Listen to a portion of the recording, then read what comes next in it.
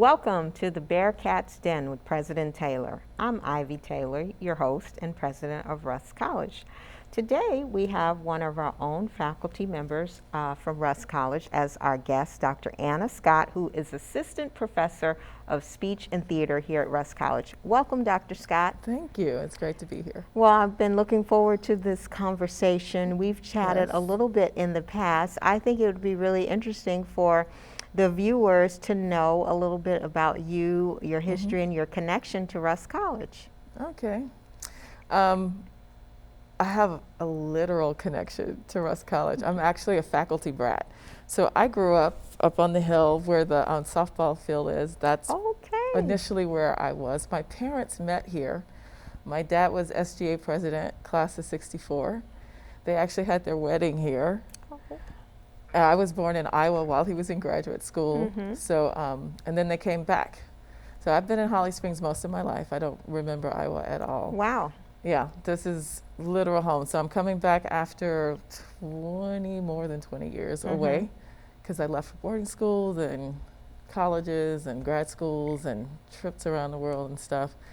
But it's actually really interesting to be back. There's so much happening in the world right now, and Rusk College is in a good position to make the most of it. Did you always know that you would come back?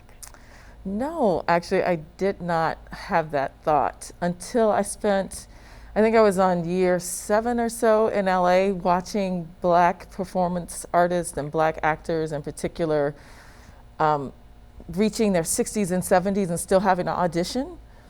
And it was really bizarre to me that literally they were still begging for gigs. It didn't make sense to me. And I started thinking a lot about something that a friend of mine said. She produced a festival at a high school. I was like, that's really interesting that you did that there. She said, well, you have to go where there's capacity.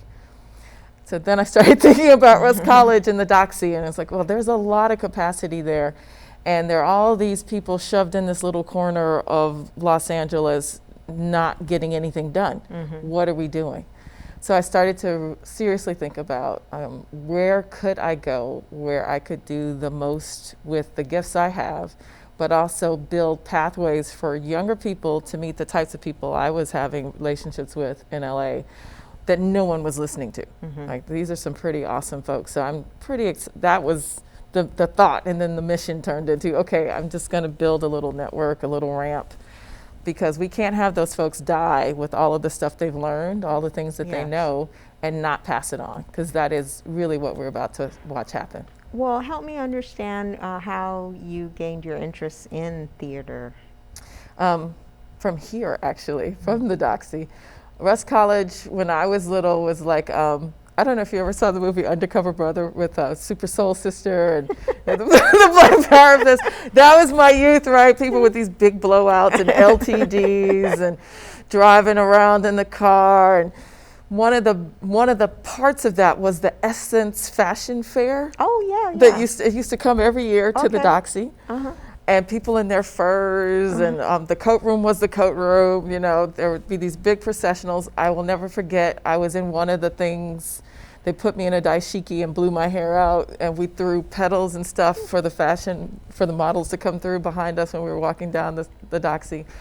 And then we're members of Asbury Church, and Asbury would always do musicals, youth musicals, on that stage. So like having an entrance from the orchestra pit, like the orchestra pit coming up with us on it and getting on the stage, all those types of things. I had a really unusual childhood because I was a faculty brat here, and a big part of it was the arts, like a huge part, actually, the more I think about it. I don't know how I could have gone any other way. And my undergraduate degree is actually in anthropology, but it's not in dance because they didn't have a dance major. So I really am anthro dance. Okay. And all of that started, all those thoughts started here. And tell us about the master's and doctorate that you have. Yeah, I have an MA, PhD in performance studies. So that's the continuation, actually, of that undergraduate degree in anthro/dance that I couldn't declare. Okay. What I was really interested in, also inspired by Russ, the blues festival here, which I hope we figure out how to bring it back. The way that people dance here is really peculiar. Except for when I finally made it to Brazil, thinking I was going to go study samba, I saw a lot of the same stuff. And I was like, wait a minute, hold on, the rhythms even sounded the same to me. And that began this huge love affair. Even this weekend, we're going to meet some of the people that I met a long, long time ago. They're coming as part of the Lyceum via Zoom coming. We're going to get to take some of the classes that I got to take when I was an undergrad. It is a spectacular thing seeing your cousins that far away. And that really forced me to think a lot about what is communication. You know, where is language? Where is it located? Is it sound or is it muscle? And what is it for Black people? Because, that is a fascinating question. And everyone doesn't always understand the manners in which we communicate, right? And exactly. A lot of times we're told that we have to adapt that for certain venues because we don't want to be viewed as threatening or other. Exactly. And then we doubt that we're smart. Right? And there's a certain brilliance to being able to communicate in deep silence that is a central aspect of African descended practices. It's not so much the beats you're hearing and the words you're hearing, it's the spacing between it that has the resonance, right? That allows you to then choose how things are going to mean when you do have sound, when there is a movement. That's something that I've been spending basically at this point my life with, trying to understand what that means. Like, what is a field holler in a museum? Like, just strange questions like that. Well, tell us, before we talk more at length about the Lyceum, tell us about your journey as a faculty member here at Rust. Tell us about your courses and your students. Well, the students are why I'm still here. Actually, they're surprisingly frustrating and invigorating at the same time. So it's a lot of fun to work with this set of folks. I was at a Research 1 for almost 10 years, and that was really frustrating because there's a lot of what's the A, how do I get the A? Oh, yes. And not a lot of investigation, but at the same time, a lot of desire to be seen. Here, everyone, I know you see me. You know, that's kind of how people walk into the room, like, I know you see me, Dr. Scott. But then there is that browbeating that's happened around Black people don't communicate well, which is just ridiculous. It's not that. So the classes I teach speech, intro to speech, and I teach intro to theater, and I'm resurrecting a bunch of classes because I had a lot of people showing up every week. Dr. Scott, there's a minor, but you're not teaching the other classes. I didn't even know about it. So I'm trying to pull most of the minor back up. I'm actually trying to add in advanced speech classes because the way that I teach the speech class at the end, you give them the little mini TED-style talk. And some of those folks come back the next module and they say, I want to keep working on it. I want to do it again. This is the first place I've been where the undergraduates come back and say, I want to do it again. I want to keep working on it. And I think it's really important to give them that opportunity. So I'm trying to bring a speech 330, which would be an advanced, everything's memorized. Oh my. We work completely on the choreography. Yeah, you're all the way out at the 18-minute mark. Your visuals are very tight. Right now in the intro, they learn what all the components are and they put together an idea festival at the end of the class. All of my courses, it's team focused. And at the end, there is something to show. So the intro to theater, they put together original scenes. They go from, I don't know what theater is, to yelling at each other about how they struck the set. I love it. In the speech, they go from, I don't have ideas, what do you want me to talk about, to this means a lot to me, and I'm going to explain to you why it should mean something to you. Yes, I was curious about where many of the students start. Are they intimidated by public speaking? Do you encounter? Who isn't? Yes. Who isn't? But there are, because it is an interesting population of folks, there are ministers who come to Rust. They've had a youth ministry their whole life. There are people whose parents had not-for-profits their whole lives. So especially a lot of the students out of Chicago, those are activists who are showing up here. So they've pretty much done this already. This is just a different style for them to pick up. But then there are people that have been told to shut up their entire life because they're too fidgety or they don't make any sense. There are people that have been told, you're too country. I can't stand when you talk like that. To have that variation in the classroom, at first I was like, wow, this is going to be a problem. But my practice is every problem is a hurdle that you just haven't flipped over yet to turn into a slingshot. So I push it on the ground and find my rubber band, and then we figure out how we're going to use this. One of the ways we use it the most is to talk about the different ways that people English. Because if you stop and think about it, standard English is not really spoken in most homes in the United States. Okay. It's a myth. Even if you listen now to newscasters, different channels have different sounds. Mm-hmm. That used to not be the case. It was Walter Cronkite, everybody else shut up. Mm-hmm. You have to learn how to sound like this. But if we think about, we are actually Englishing in a way that's particular to our neighborhood, to our community, to our city, to our state, to our region, then we can have fun with understanding when we choose to sound that way, mm-hmm. and then when we choose to speak in a more standardized fashion. I've always been fascinated by the idea of dialects throughout the United States, and always wondered what it must have been like prior to mass media when you were kind of isolated within your area. I remember seeing a documentary about a man from New York who was running for president in the 1920s and how people laughed at him when he got to the Midwest because they had never heard anyone speak like him before.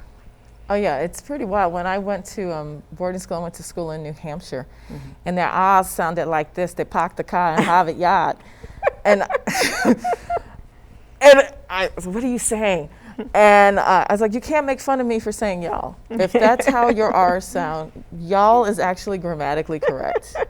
I just need you to understand that. Oh, well, these are fascinating topics it's great for the students to begin thinking about these issues and navigating them, because as Black people will be confronted with, the different ways in which we present ourselves in corporate America or in the workspace. Yeah, especially in the theater class, we talk a lot about the different type of bodies you have. So in speech, it's more about the voicing, because that's what we're doing, your grammar as a technique, as a weapon. And then in theater, it's your body. How is your heel hitting the floor in its relationship to the top of your head? So you can put on a completely different body if you're aware of it. And then most Black people have sets of bodies. You don't take the same body to the bank that you take to church, that you take to the cafeteria, right? Even the way you hold your face switches up. And that can become taxing, like very exhausting, if you're not aware that you're putting on this different body just to do something really basic. Yes. It feels awful. But once you become aware, then it's a game. You can choose, you can pick, no, I'm going to do this. Or the moment when you decide to play the stereotype just to have the conversation in, Fascinating. The theater classes are fun. I have a good time with them. I wish I'd had a chance to take one with you. I probably could have used intro to speech. Well, when we come back, we'll talk more about the Lyceum. But right now, we'll have a short break where you'll have the opportunity to hear a selection from the world-famous Russ College a cappella choir under the direction of Dr. Arlandra Harvey.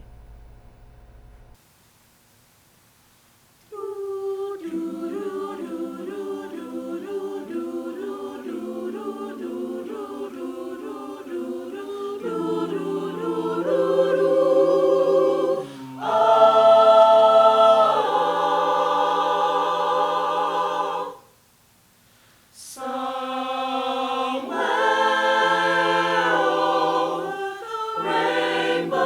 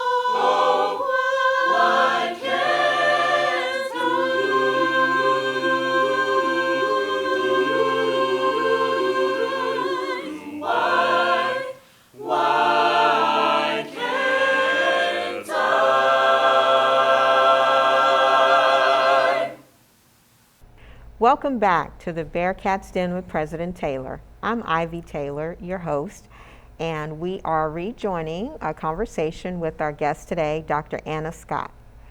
Dr. Scott, we were talking earlier about your childhood experiences at Russ College and some of the performances that you saw here, which I would guess may have been part of our Historical Lyceum series.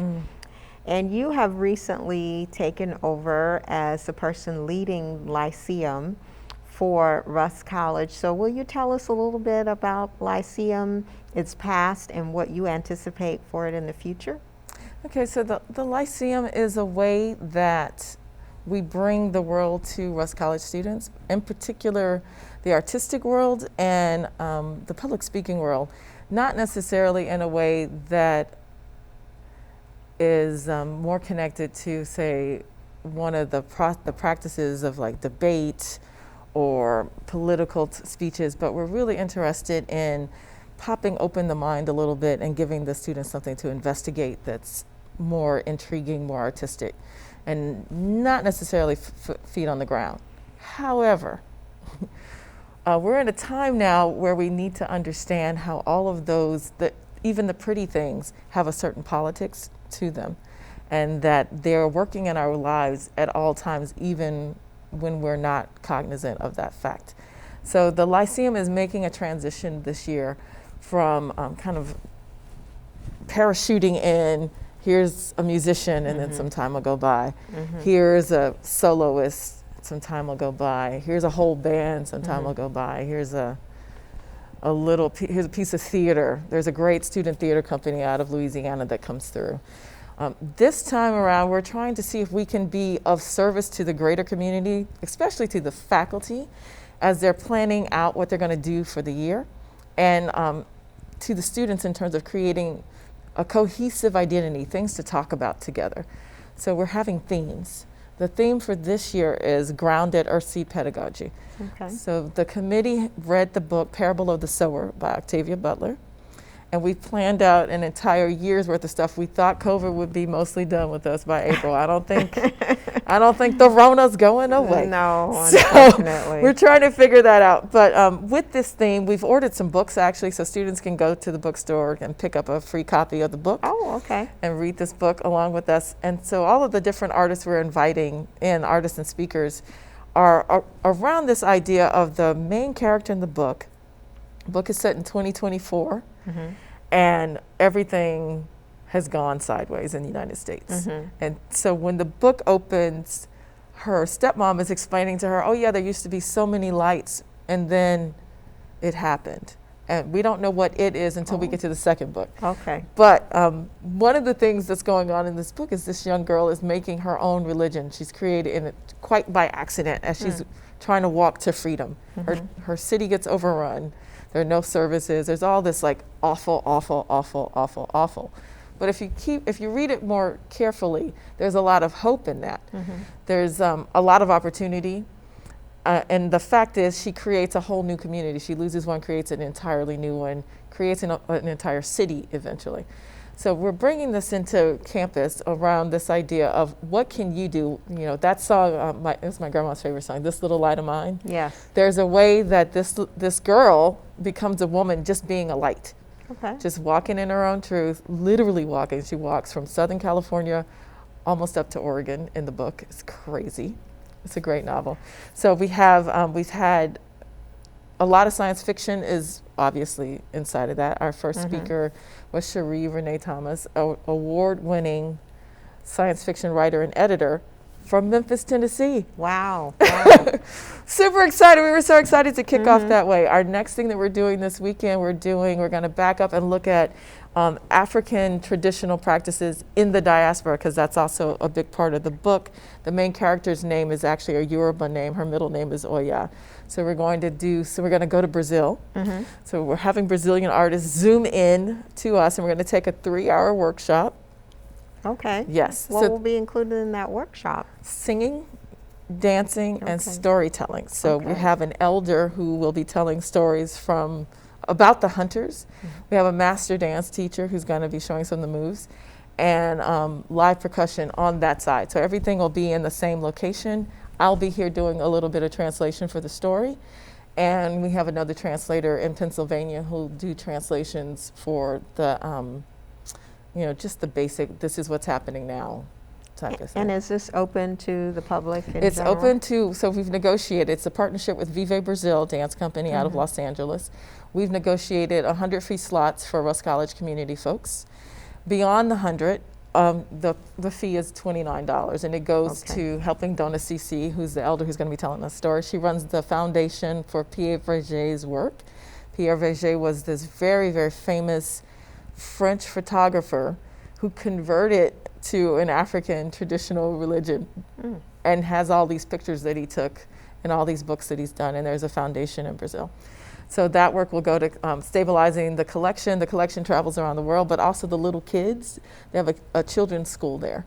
So the kids come and they learn different stories, and they work on their Portuguese because that's what they speak there.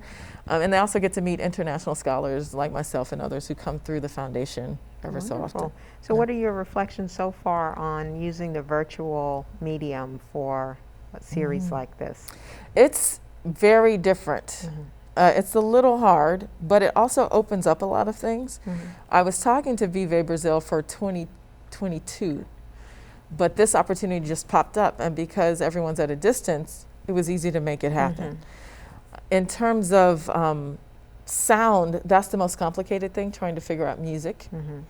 We're still working on that. Right now I'm in negotiations with a dance artist who's also a DJ and visual artist. So most of his stuff will be recorded, and then we'll have exclusive access to it, and then we'll talk to him in post. So it's not going to be synchronous. So that makes it a little bit different. That's the biggest piece right there, is that the sensation of the live audience coming together, having the minds meet all at the same time. That's lost a little bit, but I think people are figuring out how to have that feeling while they're watching things. We are also talking to a minister who is really into Earthseed as well. So that'll be really interesting to see how she pulls that together. Like, how do you give a sermon at a distance? Do you have people have the cameras on? Do you have them off? Do you have the mics open? Everyone's figuring it out as we go along. But dance is the hardest one. Oh, yes. Because you have to really think about the way things are framed. Like right now, my feet would be here, but because this is so strong in the back, I can't ignore this. I'd have to, and then the chair. So I actually have 3 different planes already that I would, and I'm sitting here thinking about them actually this whole time while I've been talking to you. How does this look? Is it too flat? Do I need to shift? Should I move my hands? Should I do, is my head in the right place? Or am I throwing a shadow? All of those things, right? Dancers have to figure out, how do I work in this box? If I don't want to be in a box, where do I put the camera? Do I have more than one camera? Am I okay with security cameras? I've seen a lot of art right now where people are using security cameras to, and that's already a statement in and of itself, that those are the most easily placed cameras, is a security camera, and they're cheaper, but they're grainier, and so then that already gives a different feel. It feels like it's in the past. Or are you being a peeping Tom looking at this person through the security camera? Fascinating. A lot has opened up. So who are some of the other artists, or what are some of the other things you hope to accomplish through the rest of the year with Lyceum? Well, Sabella Grimes is the dance artist that we're hoping to have come in sometime in January. We are trying to get another, I'm all like this, the language has disappeared. We're trying to get another author to come in towards the end. But really, we wanted to have workshops from faculty to augment what was happening, because they're, like I said, usually they just get dropped in and that's it. We really are working to have a through line. So I am teaching the book in the theater class, and I'm teaching about it somewhat in the speech class, and there's about 6 other faculty that are doing the same. And we meet, we have little sessions together. We're hoping to open it up to other faculty members. But the students can already see how the things are relating across the classes when they come into contact with the text. When the artists show up and when the speakers show up, then that gives us that much more to talk about. So that's the biggest plan, is to get the students on fire Okay. for thinking, interrogating, being an inquiry, and understanding that they can create something. When you read this book, it's like, oh my God, she made this whole thing. That's what my next question was going to be, is what do you hope students would gain from the whole year of these experiences? You just described it as them being on fire. Being on fire, yeah. Understanding that it really just takes one person, but it does ultimately take a team. And that's the tricky part. You can't run it by yourself. You do need a team, and you do need difficult personalities. You do need people that are specialists in something that you think might not make any sense. But there will be the day where you need that specialist. You need people who are generalists, who you're not really sure what they do. They just seem to be doing the right thing at the right time, right? Everyone needs those folks. Like, who are you? How are you able to do that? All of those things are discussed in the book, and we're hoping that they see how that pans out in the different types of art that comes through. Wonderful, very exciting. Well, if there's another little faculty kid or a resident of Holly Springs, what would you hope that their contemporary experience might be as you reflect back on what your experience was? Well, I would love to I'd like to open the campus back up in a way. When I was little, it was very open. There was the National Youth Sports Program. It wasn't just the Doxy. The entire town came to campus a lot, frequently, and campus went into town. So my goal is to have it, I often think about Princeton and what's the school that's in Baltimore? Johns Hopkins? Yeah, that they're there, but they're not there. Right, right. They're like an island unto themselves. It's ridiculous. Yes, yes. We can't afford to have that type of mentality here. This town is really small. Yes. And a lot of our students are descendants of people who went to school here, even if it has skipped a few generations. So we have to figure this out, that we're all in this little valley together. Just because we're on the highest point doesn't mean that you can't walk up the hill and come to school here. But it also doesn't mean that we can't go and do great works in town. So very well said. And I look forward to working with you and making that happening. Thanks so much for being with us. All right, thank you for having today. Thanks so much for tuning in. We'll catch you next time.